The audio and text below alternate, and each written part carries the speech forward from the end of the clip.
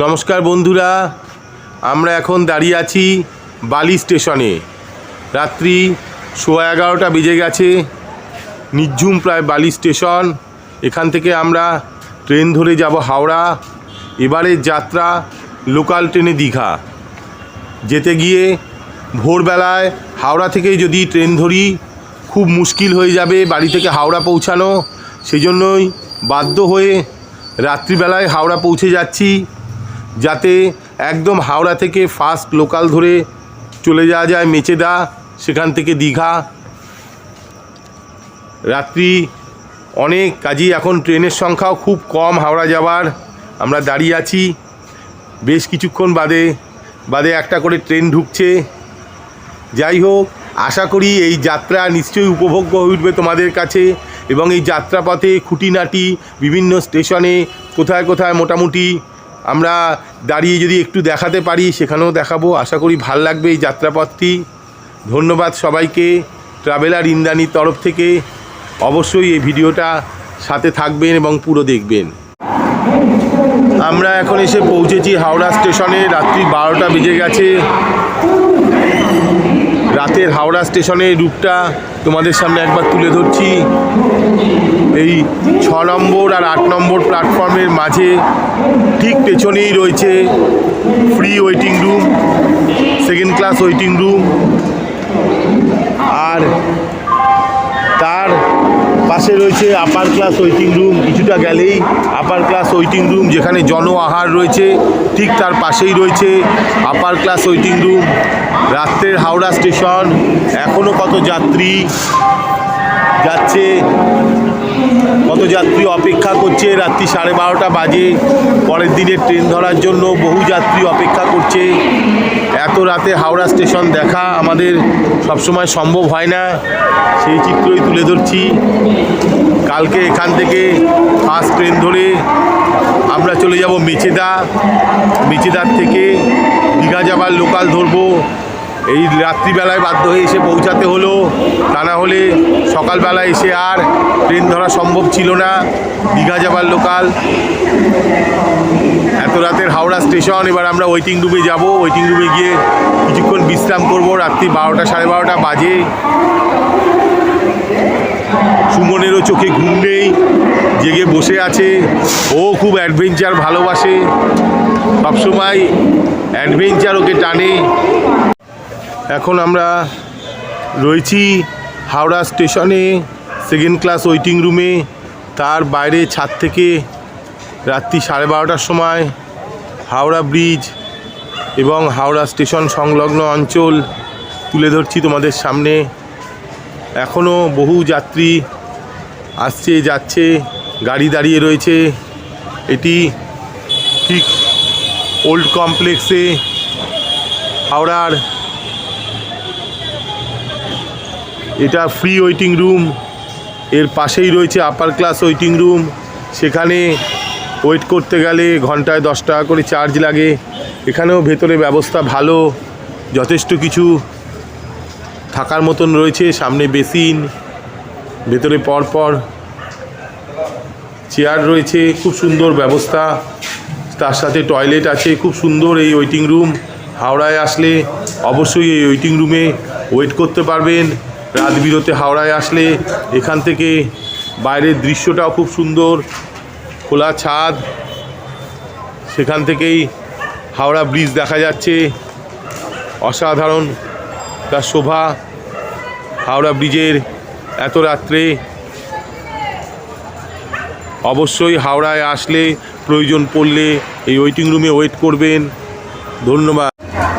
Morning বন্ধুরা, আমরা এখন হাওড়া থেকে লোকাল ট্রেনে দীঘা যাত্রা শুরু করলাম।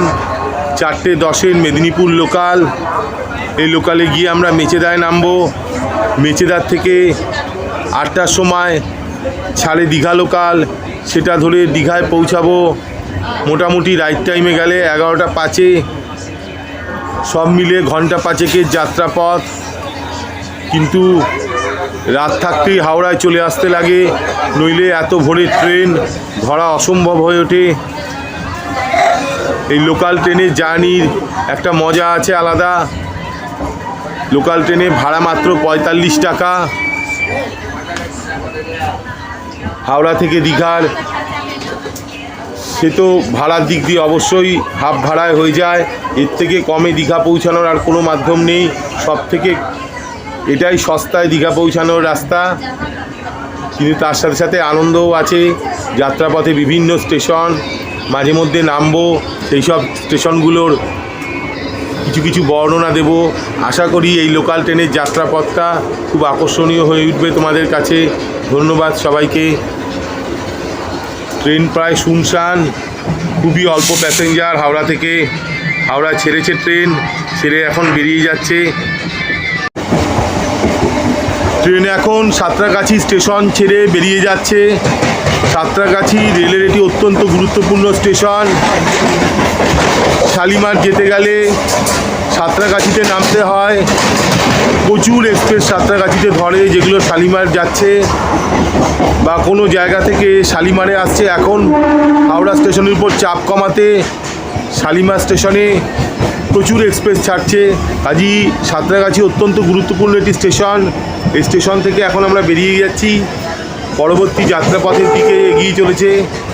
আরও পথে কয়েকটি ছোটোখাটো স্টেশন নিশ্চয়ই আমি দেখাবো। আকর্ষণীয় উঠবে আশা করি এই যাত্রাপথটি।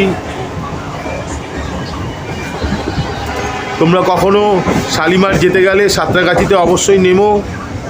শালিমার যাওয়ার সব থেকে কাছের স্টেশন হলো সাঁতরাগাছি।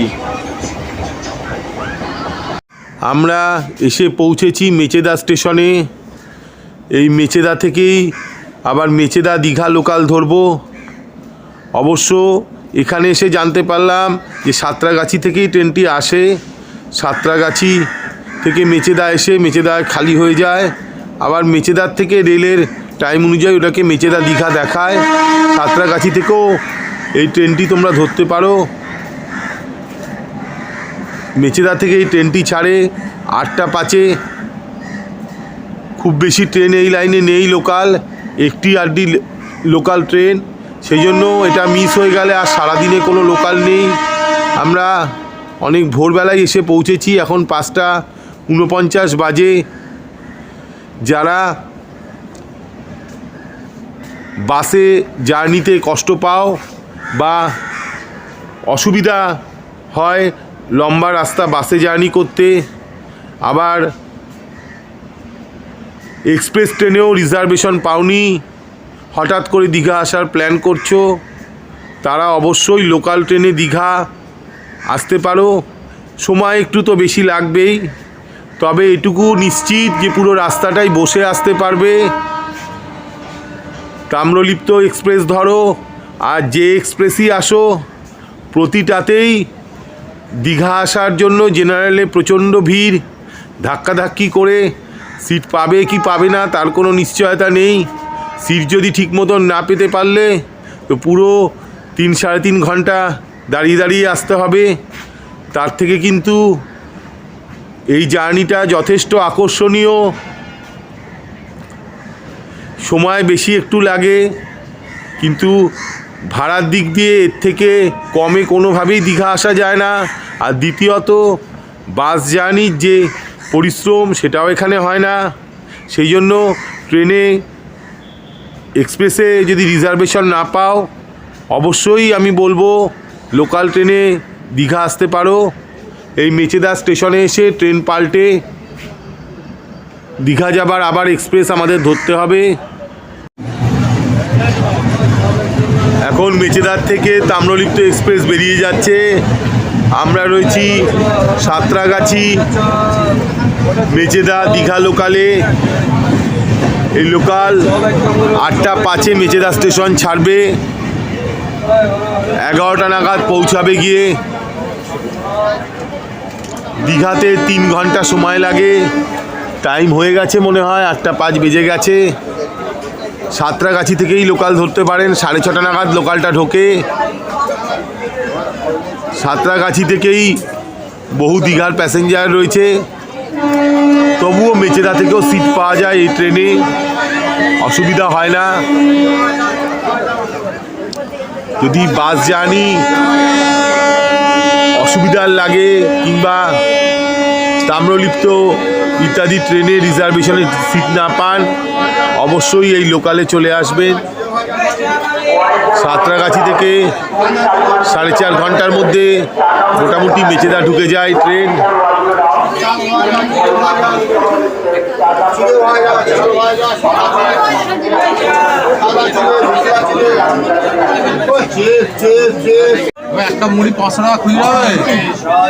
এখন আমরা রয়েছি মেচেদা দীঘা লোকাল। এখানে মোচার চপ খুব এই লাইনে ওঠে, 10 টাকা করে পিস, খুব সুন্দর সাইজ। এই মোচার চপে এই লাইনে আসলে অবশ্যই মোচার চপ খাবেন। এইখানে পাশে পাঁশকুড়া স্টেশন থেকে আরেকটি লোকাল ছেড়ে যাচ্ছে উল্টো দিকে। এই পাঁশকুড়াই এই লাইনের লাস্ট জংশন।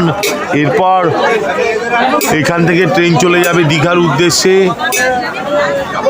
মাঝে মাঝে 2-4টি স্টেশনে আমরা নেমে নেমে দেখব, দেখাতে চেষ্টা করব বিভিন্ন রকম দৃশ্যগুলো। লোকাল ট্রেনে এই জার্নি যথেষ্ট উপভোগ হয়ে উঠছে। তোমরাও আসলে এই লাইনে অবশ্যই এই জার্নি উপভোগ করতে করতে এরকম মোচার চপ খেতে খেতে যেতে পারবে।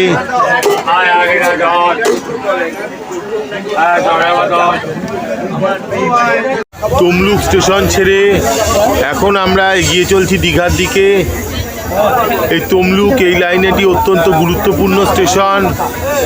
এখান থেকেই হলদিয়ার লাইনও কাটে। একদিকে হলদিয়া চলে যাচ্ছে, আরেকদিকে দীঘা। যারা কখনো হলদিয়া আসতে চাও তারাও এই ট্রেন ধরে এসে তমলুকে নেমে সেখান থেকে হলদিয়া চলে যাওয়া যায়। হলদিয়া লোকালও তমলুক অবধি একই সাথে আসে, এরপর আলাদা চলে যায়। এরপর এই লাইনে আরও কয়েকটি গুরুত্বপূর্ণ স্টেশন আছে, যেমন কাথি, রামনগর, আশাপূর্ণা দেবী। যারা মন্দারমণি যেতে চাও, আশাপূর্ণা দেবী মন্দারমণি যাওয়ার সব থেকে কাছে স্টেশন। এই ট্রেনই আশাপূর্ণা দেবী অবধিও চলে যাচ্ছে। কাজে এই দীঘা লোকাল ধরে আশাপূর্ণা দেবীতে নেমে মন্দারমণিও যাওয়া যায়। লোকাল ছাড়া অন্য কোনো ট্রেন কিন্তু আশাপূর্ণা দেবীতে ধরে না। এই দীঘা লোকালে জার্নি বেশ এনজয়েবল হয়ে উঠেছে। মাঝে মাঝে টুকটাক মুখও চলছে, খাবার দাবারও হচ্ছে, তার সাথে সাথে ট্রেন ভালো স্পিডেই চলছে।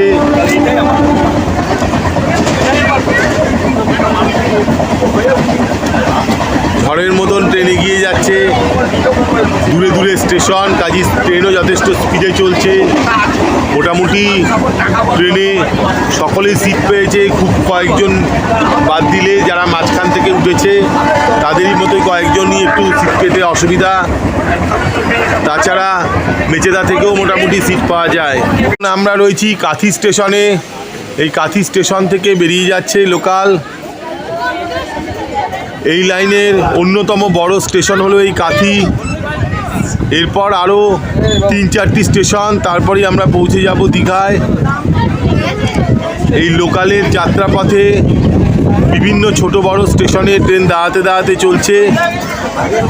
সময় হয়তো একটু বেশি লাগে, কিন্তু এই যাত্রাপথ খুবই উপভোগ্য হয়ে ওঠে। স্টেশনগুলি সবুজে সবুজ, এবং এই যাত্রাপথে আরেকটি বড় জিনিস, বিভিন্ন বিশাল বিশাল ভেরি দেখা যায়, যেগুলো সচরাচর সব জায়গায় দেখতে পাওয়া যায় না। এই কাথি স্টেশনের বাইরে এখন ট্রেন বেরিয়ে যাচ্ছে, আর এখান থেকে 4-5টি স্টেশনের মধ্যেই দীঘা। মাঝখানে পড়বে আশাপূর্ণা হল্ট, ওখান থেকে আবার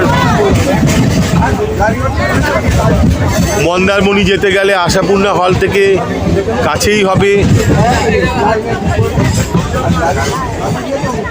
অবশ্যই কখনো এই লোকালে দীঘা আসবে, তোমাদেরও খুব ভাল লাগবে।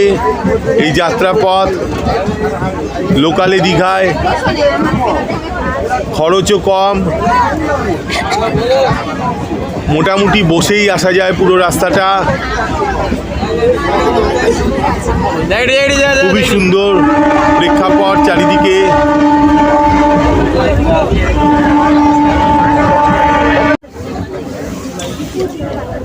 এখন আমরা নিলাম 15 টাকা প্লেটে ঘুগনি। খুব সুন্দর এই ঘুগনি। এই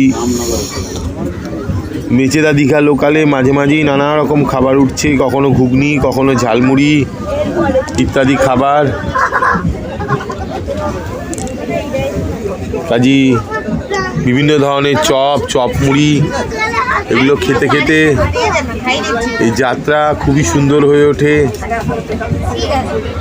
অবশ্যই কখনো পারলে তোমরা এসো এই লোকালে দীঘায়।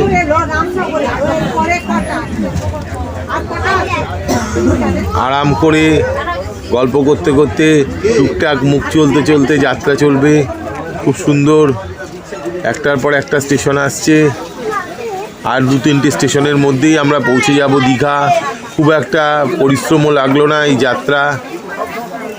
4-5 ঘন্টার জার্নি হলে কি হবে, জার্নিতে খুব একটা পরিশ্রম হলো না।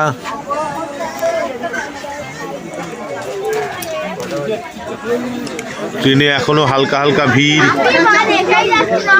কাঁথির পর থেকে ভিড়টা অনেক কমে যায়। এই বোধহয় রামনগর স্টেশন ঢুকলো। এখন আমরা রয়েছি রামনগর স্টেশনে। এই লাইনের অত্যন্ত গুরুত্বপূর্ণ স্টেশন। এখানে ক্রসিং হবে। এটি কিন্তু সিঙ্গেল লাইন। এই রামনগরে ক্রসিং হবে, এই জন্য এখন 10-15 মিনিট রামনগরে ট্রেন দাঁড়াবে। এই যাত্রাপথে যে কটি বড় বড় স্টেশন পড়ে রামনগর তার মধ্যে অন্যতম। তোমরাও এই লাইনে আসলে অবশ্যই এই স্টেশন দেখতে পাবে। এবং এরপরই 2-3টে স্টেশন পরই চলে যাচ্ছে ট্রেন দীঘায়। খুবই আকর্ষণীয় এই লোকাল ট্রেনের জার্নি। হয়তো একটু সময় বেশি লাগে, কিন্তু যথেষ্ট উপভোগ্য হয়ে ওঠে। ভোরবেলা খুবই ঠান্ডা ছিল, এখন যথেষ্ট রোদ। খুবই আরামদায়ক হয়ে উঠেছে এই জার্নি। আজই লোকাল ট্রেনে একবার দীঘা আসলে কিন্তু খুবই ভাল লাগবে এই যাত্রাপথ।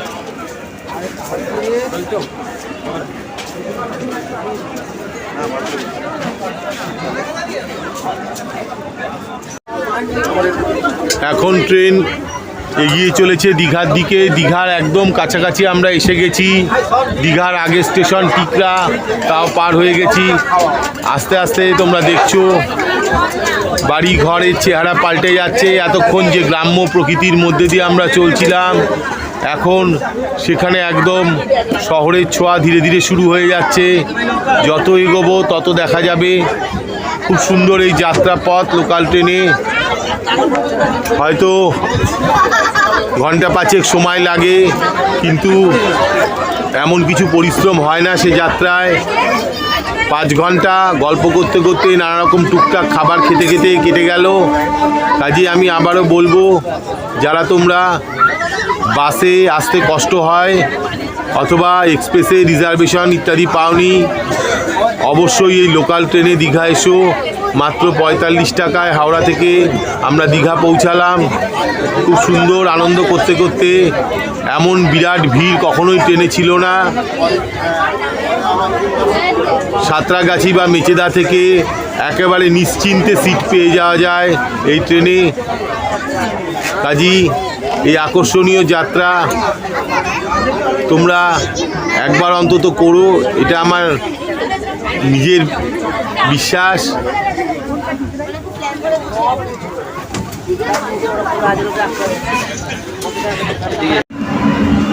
আমরা এখন এসে পৌঁছেছি দীঘা স্টেশনে। এই দীঘা স্টেশন হলো আমাদের যাত্রাপথের অন্তিম স্টেশন। অনেক ছোট বড় স্টেশনে দাঁড়াতে দাঁড়াতে মেচেদা থেকে 130 কিলোমিটার রাস্তা পাড়ি দিয়ে ট্রেন এসে পৌঁছালো দীঘা স্টেশনে। সাঁতরাগাছি থেকেও এই ট্রেন ধরা যায়। কখনো অবশ্যই তোমরা এসে দেখো। এই লোকালে হয়তো সময় একটু বেশি লাগবে, কিন্তু যাত্রাপথে সেই সময়ের ক্লান্তিকে ভুলিয়ে দেবে নানা রকম খাওয়া দাওয়া, গল্পগুজব করতে করতে চলা। এ লাইনে লোকাল কিন্তু খুব কম, সারাদিনে 2-3টের বেশি লোকাল চলে না, তাও দিনের বেলার সময় মাত্র একটিই লোকাল। এই লোকালটি আবার ছেড়ে যাবে 12টা 5-এ। ওদিক থেকে আসতে গেলে সে সন্ধ্যার আগে আর লোকাল নেই, কাজী বুঝতেই পারছো লোকালের অবস্থা খুব কম। কাজী যথেষ্ট জনপ্রিয় এই লোকালে আসা, কখনো আসলে দেখবে প্রচুর ট্যুরিস্ট এসছে এই লোকালে।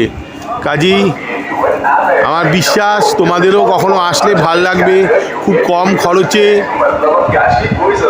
গল্প করতে করতে টুকটাক খাবার খেতে খেতে চলে আসতে পারবে দীঘা।